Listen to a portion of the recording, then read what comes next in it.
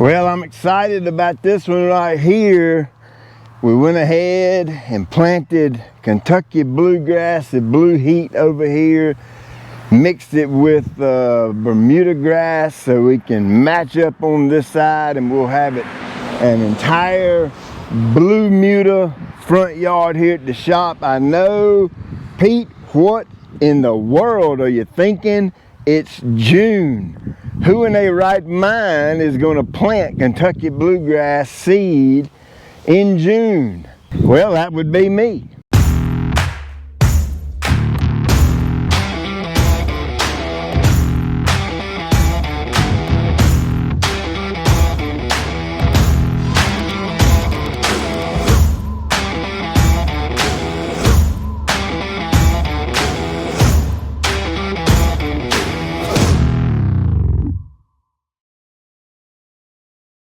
Hey there, it's Pete with GCI Turf. Hope you're having a great day today.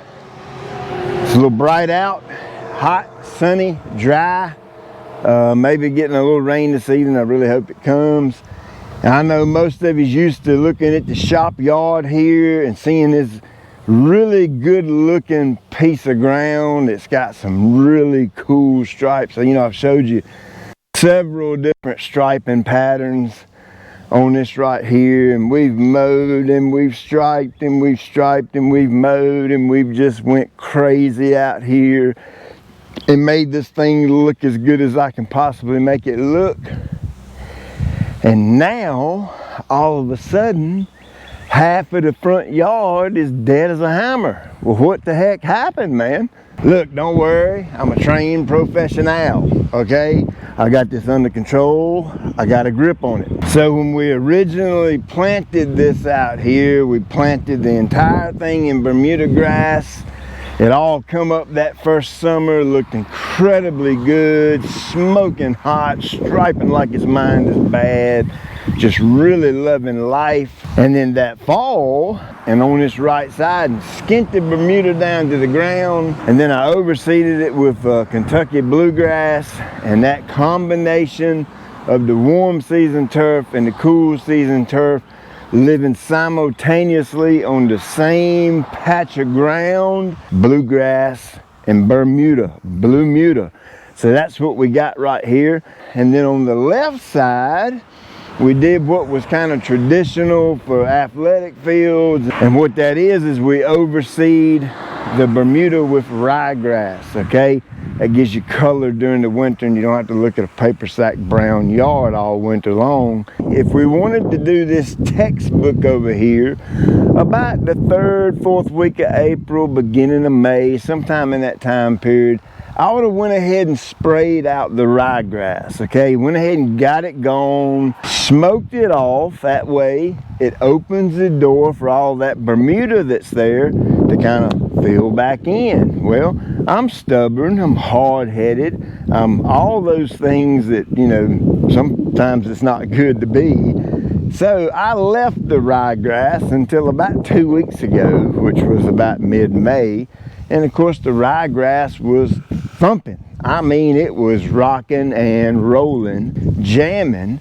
And the consequence of me making that decision is it has done a number on the Bermuda. Yeah, as tough as Bermuda grass is, believe it or not, the ryegrass has really done a number on it. So if I had to guess out here, it's probably gonna be roughly 30% Bermuda, and of course the ryegrass was, you know, it covered the whole thing as you saw. So that's kind of unfortunate, and it's also fortunate. You know, I like it because it's fortunate. I know some of you don't like it because it's unfortunate. But I see nothing but opportunity when I see bare ground. So let me walk you through what we did right here, and I'll take you through step by step on the process. And then you can come back in about a month and check this out. I made the decision to go 100% totally and completely Bluemuda. The reason for that is one of my buddies commented symmetry, and yeah, that's part of it. So I can have a uniform yard, and the combination of the blue and the Bermuda mixed together, everything will look the same all year long. And to be 100% honest with you, I feel like I'm getting the best of both worlds, okay? Yes, I'm a fescue boy at heart. I love my fescue. I wouldn't take nothing for it. But this is my playground, okay? So I get to mess around and play around and try different things and that kind of thing. The Bermuda is going to hold up exceptionally well in the heat. The bluegrass is going to hold up exceptionally well, I think, all year. I think you're going to be surprised at what this Kentucky bluegrass will look like in 95-degree North Carolina heat. So what I ended up doing here is I went on and sprayed the rye with Revolver and really smoked it out really good. And then I began a journey of mowing that super thick stuff. Good gracious alive, man, that daggone rye was thick as the hair on a dog's back. And I wanted to get it down to the ground, so I ended up mowing it several times, taking my little turf rake on my mallet, raking it, mowing it, raking it, mowing it, raking it, mowing it. And I finally got it down to 10 millimeters. 10 millimeters is incredibly short. When you convert millimeters to inches, it comes in at sub ½ inch. So it was really, really short. So then what I did is I went on and mowed the Bluemuda side down to 15 millimeters. So that put it a little bit above ½ inch, I believe. And then I took what's called a verticutter, okay? You know, bluegrass and Bermuda crawl on the ground and under the ground, stolons and rhizomes and that kind of thing. And the way verticutting works is it cuts vertically, straight up and down, instead of from left to right like regular reel mowers or rotary type mowers do. I vertical cut it, that way it can cut those stolons laying on top of the ground and promote spreading and promote growth. Hey, so after all, we want it to run like it stolen something, right? You know, I had a really nice clean cut, everything super short. So right before I put my sand down, I brought an aeravated out here. That's a solid tine machine that vibrates, and it's able to put holes in the ground and open the ground up without pulling the cores like a traditional plugger. Where I'm going to be real mowing at super low cutting heights, I don't want a bunch of cores on the ground, so that's why I opted to use the aeravated versus a core plugger. And then once I put the sand down, the sand fills up all the little holes, which is going to help the ground to breathe a little bit better, which is going to allow for water penetration a little bit better, and it's going to get some of that compost down into the soil profile where I want it. I got a sand and a compost mix that on the Bluemuda side, I just kind of lightly top dressed it, didn't really go hot and heavy on it. I had 1 or 2 little small low spots I used to fill in, but now on the ryegrass side, I actually put the sand and compost out a little bit heavier.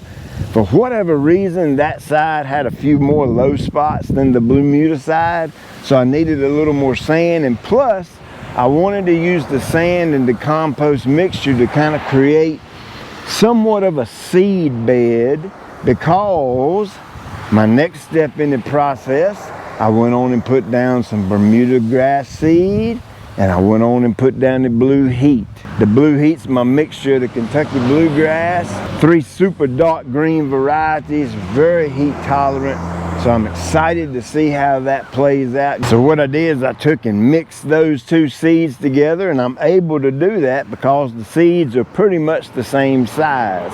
And yeah, I got my hands on some of the protein starter fertilizer, and I just so happened to get my hands on some of the micro prill, the 80 SGM, which is a super teeny tiny prill that I was able to blend right in with the grass seed. And so, you know, that little tiny Bermuda and bluegrass seed can be a little bit tricky to spread, but I use the fertilizer as a carrier, and I'm able to do that because the prill size on the fertilizer is pretty much the same size as the grass seed.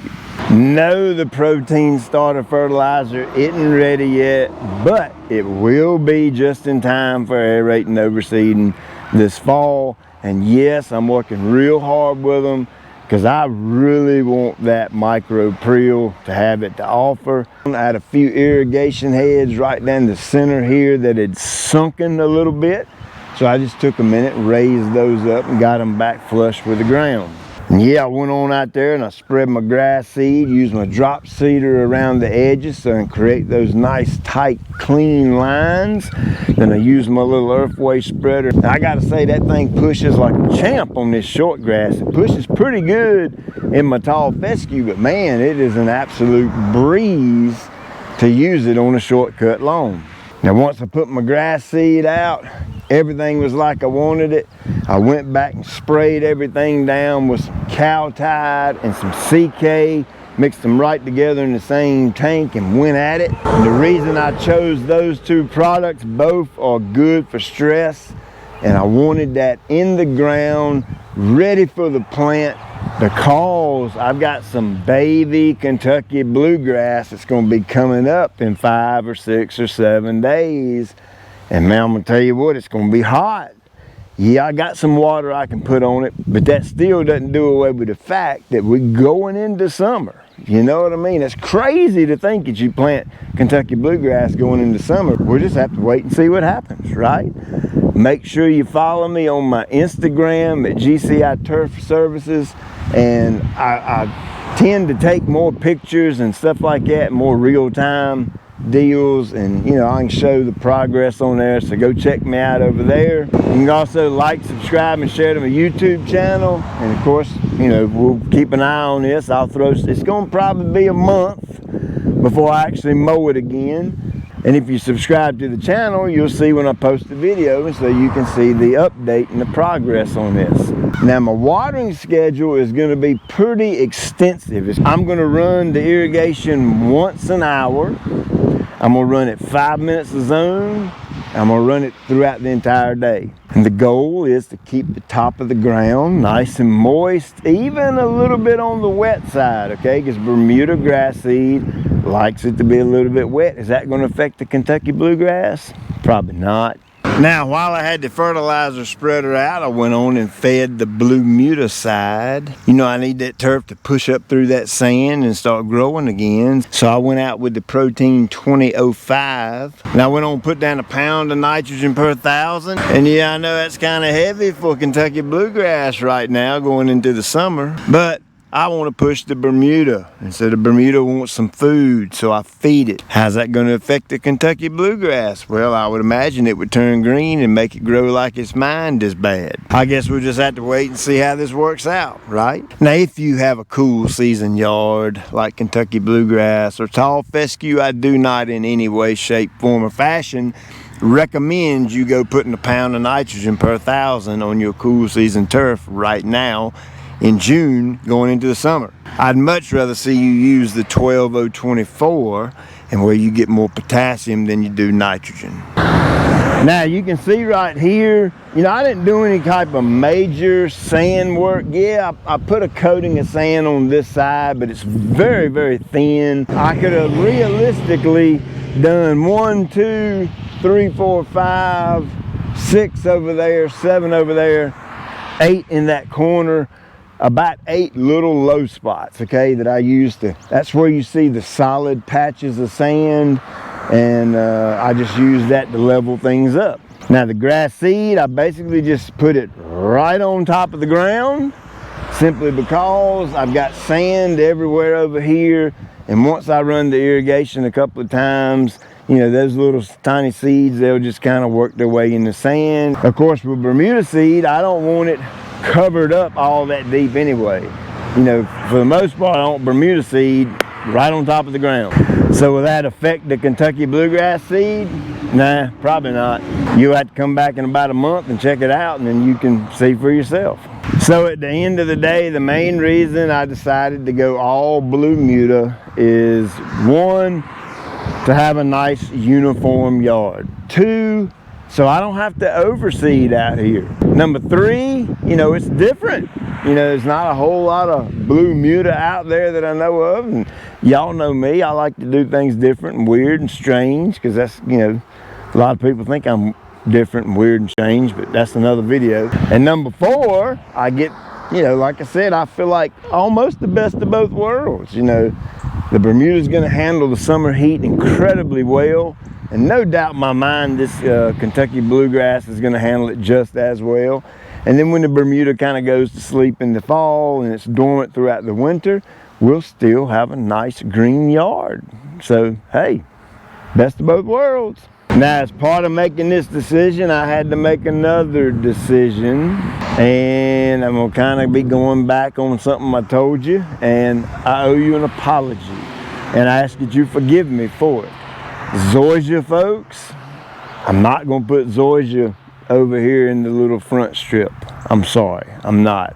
I'm gonna actually plant Bermuda grass right there, and that will be a non-overseed, strictly 100% Bermuda grass turf right there that, you know, it'll go dormant, turn brown in the winter, and I'll show you all my winter care on Bermuda and all that kind of thing. Hey, zoysia folks, don't get upset. Don't beat me up too bad.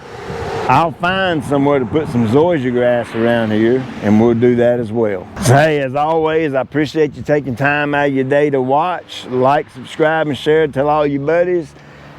Pete went total Bluemuda at the shop. Check you later.